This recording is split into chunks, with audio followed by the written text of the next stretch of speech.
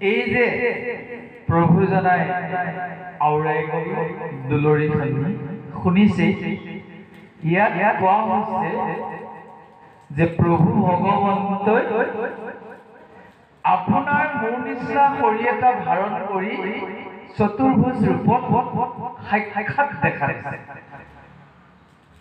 প্ৰভু ভগৱন্ত সমস্ত ভূতত নিৰাকাৰ ৰূপে আছে আৰু বৈকুণ্ঠত তেওঁ সাকাৰ ৰূপত আছে। বুজিব পাৰিছে? সেই সাকাৰ ৰূপটোত বিশেষ বিশেষ কাৰণত বিশেষ বিশেষ ভক্তসকলক দৰ্শন দিয়ে আৰু অধিকাংশ ব্যক্তিয়ে দৰ্শন নাপায় কাৰণে সন্দেহ কৰে যে ভগৱান নাই। যদি ভগৱান নাই কেনেকৈ লগ পাব? আপোনালোকে নিজে প্ৰশ্নটোৰ উত্তৰ নিজে উলিয়াওক।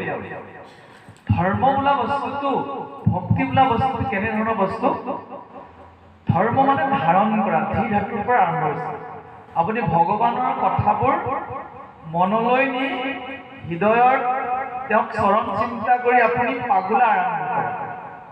আমাৰ যিদৰে পশুবোৰে ঘাঁহবোৰ প্ৰথমে চুবাই মোনাত ভৰাই পিছত আপুনি পাগলা আৰম্ভ কৰে, তাৰ পিছতহে হজম কৰে। ঠিক সেইদৰে ভাগৱতত আজি আপোনালোকে শুনি যাওক। দশবচেতকে কৃষ্ণক লগ কি বৰ্ণনাৰে লগ পাইছে আমি এতিয়া আলোচনা কৰিম। লগ পালে মানে কেনেকুৱা? যি দশবচেতকটো আমাৰ নিচিনাই হাত ভৰি থকা মানুহ, একে তেওঁলোকৰ সমানেই সমান ভগৱান কৃষ্ণক তেওঁলোকে দৰ্শন পায়। তাৰমানে ভগৱান দৰ্শন দিয়ে, সেইটো বিশ্বাস আপোনাৰ আহিব লাগিব। আৰু সেই বিশ্বাস যদি আপোনাৰ লগত আছে, সেই বিশ্বাসে এতিয়া আপোনাক দৰ্শন কৰাই দিয়ে। কিন্তু আপুনি যদি এটা নিগেটিভ মাইণ্ড লৈ থাকে, ইমান দিন কৃষ্ণক চিন্তা কৰি আছে, ইমান ডাঙৰ ডাঙৰ ভকতেও লগ পোৱা নাই, মইনো ক'ত পাম, সেইটো যদি বিশ্বাস আছে আহিল, এতিয়া আপুনি সেইটো কনফাৰ্ম আপুনি দেখা নাপাওঁ বুলি ভাবিছে যে আপুনি ঠিকে ভাবিছে। কোনোবাই যদি ভাবিছে মই দেখা পামেই, তেওঁ যদি বিশ্বাসে ভাবিছে দেখা পাম বুলি, তেওঁ ঠিকে ভাবিছে, কাৰো ভুল নহয়। যিয়ে দেখা পাম বুলি ধৰি লৈছে তেওঁ নিশ্চয় যিকোনো প্ৰকাৰ বিশ্বাস হয়। এইটো বিশ্বাস মনুষ্য জন্মত এইটো। সেইকাৰণে বাৰম্বাৰ আমি অনুৰোধ কৰোঁ যে আপোনালোকে শাস্ত্ৰখন নিজে এবাৰ পঢ়ক। ইমান সুন্দৰ এটা মনুষ্য জীৱন পালো, জীৱ শ্ৰেষ্ঠ, মানুহতকৈ শ্ৰেষ্ঠ নাই। আপুনি নিজকেও শ্ৰেষ্ঠ বুলিয়ে ভাবে। শ্ৰেষ্ঠ জীৱ হ'লে এখন কিতাপ যদি জীৱনত পঢ়ি নাযায় কমটো ভুল হ'বনে বাৰু? ওপৰত গৈ যদি কোনোবাই সোধে ভাগৱত শুনিছিলা? বোলে শুনিছিলো। স্কুললৈ গৈছিলা? বোলে গৈছিলো। আখৰবোৰ চিনি পোৱা বোলে চিনি পাওঁ। ভাগৱতখন পঢ়িলা নে এবাৰ? বোলে নপঢ়িলো। কিমান ডাঙৰ জবাব দিব লাগে। তেওঁ সুধিব কিয় নপঢ়িলা? কি কমতি আছিল? না তোমাৰ চকু নাছিল, না কাণ নাছিল, নে তুমি আখৰ চিনি নোপোৱা? কিহত? তেতিয়া উত্তৰ দিব লাগিব প্ৰভু এলাহত। জয় এলাহ আৰু আৰাম আৰু ইন্দ্ৰিয়ৰ চৰিতাৰ্থ মানৱৰ শত্ৰু। ইন্দ্ৰিয়ই বিচাৰি আছে, আপুনি তাক যোগান নধৰিব।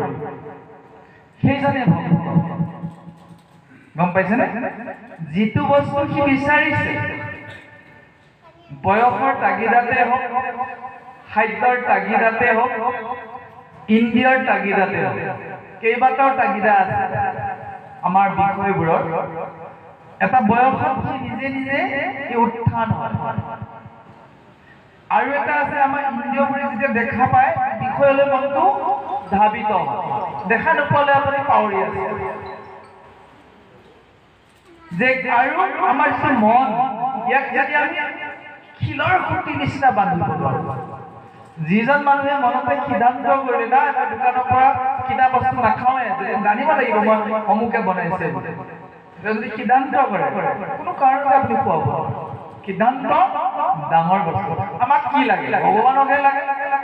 যদি ধন টকা পইচা লাগে এনেকে কষ্ট কৰি বহি থাকি লাভ নাই। আৰামছে মোবাইল উলিয়াই লওক, ক'ত কেনেকে সোনকালে ধন সম্পত্তি উপাৰ্জন কৰিব পাৰে কম খৰচত। নেট মাৰিছে আজিকালি, গুগল আছে, হয়নে?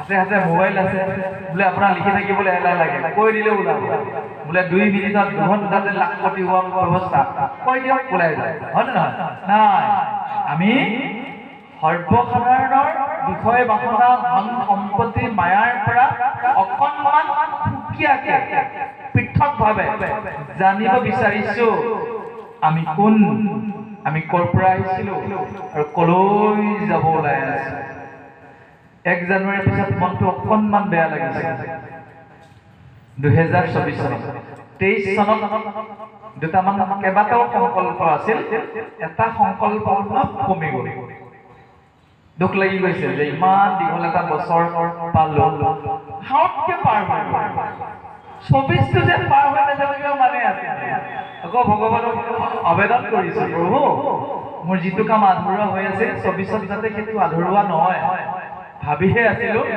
জানুৱাৰীত আৰম্ভ হৈ গৈ পুনৰ কামটো ফেব্ৰুৱাৰী পালে জয় দেখিলে নহয় চাওঁতে ঠাণ্ডা দিয়ে ঠাণ্ডাটো কিয় এনেকুৱা হৈছে নাজানো শীতটোৱে কিছু কামৰ পৰা পিছুৱাই দিছে ঠাণ্ডাটোহে বেছি নে শৰীৰহে অলপ অসুস্থ ভয় লাগি গৈছে আচলতে এইবাৰ বাতাবৰণটোৱে তেনেকুৱা চাওঁতে এটা মাহ পাৰ হ'ল আৰু 11টা মাহ পাৰ হ'বলৈ বেছি দিন নাই সময় গৈ আছে সেইকাৰণে আমি ইন্দ্ৰিয়ৰ চৰিতাৰ্থতকৈ আমি আত্মাৰ সন্ধানত নিজকে ব্যস্ত ৰাখিব লাগিব আৰু জানো লিখিছে 10,000 বছৰ তলত থাকি তপস্যা কৰিছে সময় সীমাবোৰ অলপ সুকীয়াকে দিয়া আছে আপোনালোকে ভয় খাব নালাগে কলিৰ যুগ দাপৰ যুগ ত্ৰেতা যুগ সত্য যুগত আয়ুবিলাকৰ বৃদ্ধি 1000 গুণ বৃদ্ধি হৈ থাকে উদাহৰণস্বৰূপে এজন মানুহৰ আয়ু কিমান 1 বছৰ তে এটা গৰুৰ আয়ু কিমান 14 15 16 20 25 তেনেকৈ 100 বছৰ আপোনাৰ এটা মহৰ আয়ু কিমান ঠিকছে নাই জন্ম হোৱাৰ পিছতে কোনোবা খাপকে মাৰিয়ে পেলাব পাৰে তথাপিও 12 13 14 15 এনেকুৱা দিন থাকে বাকী এটা ইত্যাদি সিহঁতৰ কাৰণে সেইটোৱে পৰমায়ু এই 10 বছৰ 10,000 বছৰ তপস্যা কৰি থকা যিটো কাম সেই সময়ত তেওঁলোকৰ বয়স বহু বছৰ আছে 10,000 বছৰ পানীৰ তলত ঘূৰ তপস্যা কৰি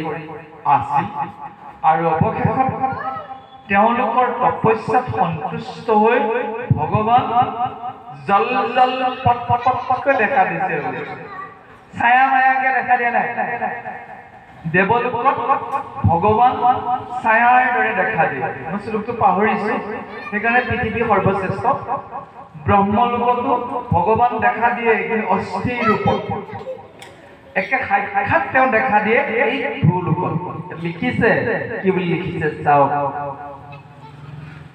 তপস্যাৰ হন্তে পাইলা যত ক্লেশ সমস্তকে দূৰ কৰি আগে ভৈলান্ত প্ৰকট মনোহৰ ৰূপ ধৰি 10জন ব্যক্তিয়ে চকুৰ সন্মুখত এজন ব্যক্তিক দেখা পাই আছে যাক তেওঁলোকে আৰাধনা কৰি আছে ধৰি লৈছো আপুনি সুদীৰ্ঘ দিন ৰাতিপুৱা শুই উঠিয়ে ব্ৰহ্ম মুহূৰ্তত কৃষ্ণক প্ৰাৰ্থনা কৰি আছে আপোনাৰ সন্মুখত যদি আৰাধ্য কৃষ্ণ সাক্ষাৎ হৈ গৈছে সেই ৰূপটো বুজিব পাৰিছেনে ভগৱান সন্তুষ্ট হলে দেখা দিব এইটো সাকাং ভাগৱতৰ প্ৰমাণ কি ৰূপত দেখিছে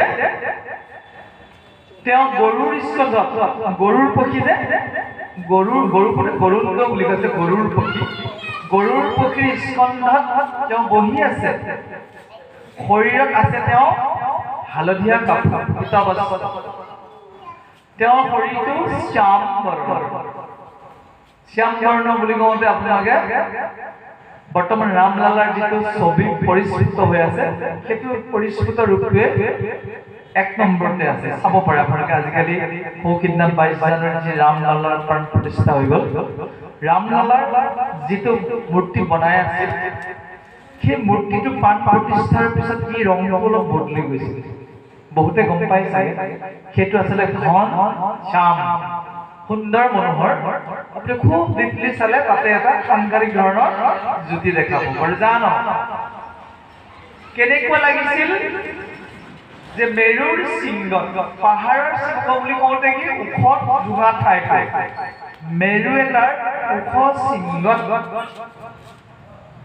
বিদ্যুতৰ সৈতে যেতিয়া নৱঘনশ্যাম হ'ব তাৰ ৰূপ অতি সৌন্দৰ্যময় উঠে কৃষ্ণক তেনেকুৱাই লাগিছিল তেওঁৰ কণ্ঠত কৌস্তুভমণি ধাৰণ কৰিছিল সেই মণিটোৰ প্ৰকাশে সমস্ত অন্ধকাৰ অতৰাই নিছিল তেওঁ কাণত আছিল কুণ্ডল আৰু শিৰত আছিল কিৰীটি অৰ্থাৎ ৰত্নময় কিৰীটি নাক অতি সুন্দৰ কৈছে নাখা তিলক ফুল অধৰাতুল দখন অপন্তি অমলে হিৰে ৰত্নময় কিৰীটি জলয় সুকণ্ঠ গন্ধ কপুলে এই কৃষ্ণ ৰূপবোৰ সকলোতে একেই পাব একেই আটাইতকৈ আপোনালোকক জানিবৰ কাৰণে জনাইছো যদি আপুনি কীৰ্তনৰ শিশুলীলাৰ প্ৰথম কীৰ্তনটো মনত ৰাখে প্ৰাৰ্থনা সদায় গায় আপোনাৰ জীৱন ধন্য হৈ যাব কি কৈছে কৃষ্ণ ৰূপে দৈৱকীত ভৈলা অৱতাৰ শংখ চক্ৰ গদা পদ্ম কৰত তোমাৰ পীতবস্ত্ৰ শোভে শ্যাম কলে বৰ কমল লোচন চাৰু অৰুণ সুন্দৰ নাসিকা কৰ্ণে মকৰ কুণ্ডল কণ্ঠত কৌস্তভ শিৰে কিৰীটি উজ্জ্বল আপাদ লম্বিত বনমলা গলে জলে শোভে আতে শিৱৎস বহল বক্ষস্থলে অনুৰোধ কৰিছো আপোনালোকে এইটো কীৰ্তন প্ৰথমে লিখি ল'ব চাই মাতিব প্ৰাৰ্থনাখন চাওঁতে মাতোতে এদিন কি মগজুৰ পৰা হৃদয়লৈ আহিব আৰু যেতিয়া আপুনি যি মুহূৰ্ততে অকলশৰীয়া হ'ব অকলশৰীয়া মুহূৰ্তবোৰেই বেছি ভাল লাগে নিজা ব্যক্তিগত আৰু আপোনালোকৰ কি মই নাজানো হয় man is a social animal মানুহ সামাজিক প্ৰাণী সমাজত থাকি ভাল লাগে এটা সময়ত আছিল ল'ৰা ছোৱালী পৰিবাৰ ঘৰৰ পৰিয়ালৰ সদস্যবিলাকৰ লগত থাকি বেছি ভাল লাগে এতিয়া তেওঁলোকৰ লগতে আছো তেওঁলোকৰ পৰা আঁতৰত অকলে থাকি আৰু বেছি ভাল লাগে পদবোৰ আওৰাই কৃষ্ণ কথা চিন্তা কৰি বেছি শান্তি পোৱা সেই মুহূৰ্তত সেই পদচন্দবোৰ আওৰাই থাকিব আপুনি দেখিব আপোনাৰ জীৱন আৰু সুন্দৰ হৈ গৈছে এই সুন্দৰ ৰূপৰ যি বিৱৰণ দিলে কৃষ্ণই সাক্ষাৎ হৈ গ'ল এই সাক্ষাতৰ বাবে আপোনালোকেও যত্ন কৰিবলৈ নেৰিব নিখুঁত চেষ্টা কৰি থাকিলে এই ঘটনা ১০০% আগত ঘটা নাই আপোনাৰ মূৰৰ সন্মুখেদি প্ৰকট হৈ উঠিব আহক তাৰ পিছতো আৰু অলপ বৰ্ণনাৰে আগবঢ়াই দিছে আমাৰ কবিয়ে আমি শ্ৰৱণ কৰোঁ জয়